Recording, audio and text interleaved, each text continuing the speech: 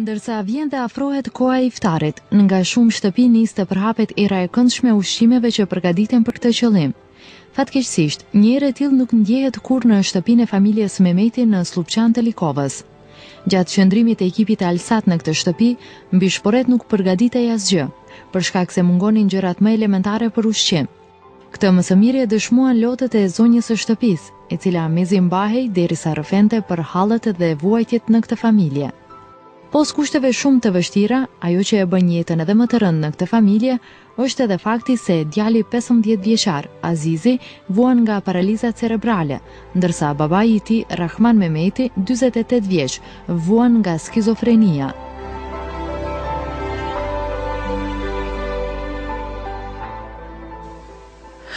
Ai fëmija lypsa i se di, po edhe këta pedin gjendjen e babës vetë. Për ushqimi kena shumë keq punë. Se fëmija shofin, blejnë gjithë kushi. Ne qatë rroga shajmur, me qatë do të me blej hapat, e për ushqim e ka përcem, që është mujme. Na hajna boksi verës, dimpi 2 herë në dite. Se s'ki, me hangër 3 herë në dite dhe me plëcu kushtët e fëmijëve nuk kena. Apel bëjt të gjithë shqiptarë që të gjojnë edhe shofin rastin e familjes tonë, kush ka mundësi, me ju ndimu për krejta kushtët janë të vështira, ama mas keq të është dhe ma qeni shpijes, kurse është javët më të kushtët. Përveç e gjendjes së rëndë ekonomike, 4 antarët e familjes Mehmeti përballen edhe me mungesën e shtëpisë. Ajo në të cilën jetojnë për momentin nuk është shtëpia e tyre. Zonja e shtëpisë bën apel për material ndërtimor, për t'i mundësuar Azizit me invaliditet ndërtimin e një shtëpie të vogël pa shkallë, me qëllim të krijimit të një jete më të lehtë. Uj s'ka, kur gjaja, qështu që? Ti qështu që 15 vite ke fëmijë qështu jeton. Po, nalt poshtë. E kam në të sovë një fardau me ati, një pjesë edhe që ati e laj. Që ati se s'ka ku me quë. Kur kush s'ta do t'i fëmimin me që në kujshi me lajten? Shumë zërë është. Shumë. Gjendjen ma të randër e kam kur ta marrë këtë fëmi me lajten.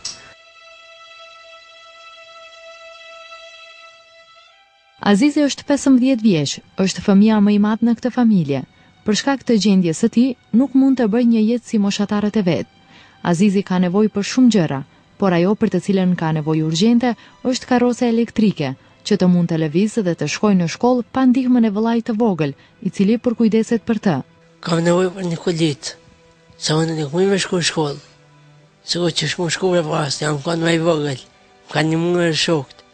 Ama ta një më rritë, ta një s'mujnë më shku në ata, se ata s'mujnë më shtemi. Derisa Azizi dëshiron një karrocë elektrike, vëllai i tij, 8 vjeçari Resuli, dëshiron që për festën e Bajramit të ketë tesha dhe këpucë të reja. Tash edhe pak do të vjen Bajrami. Çka do ti me pas për Bajram? Tesha.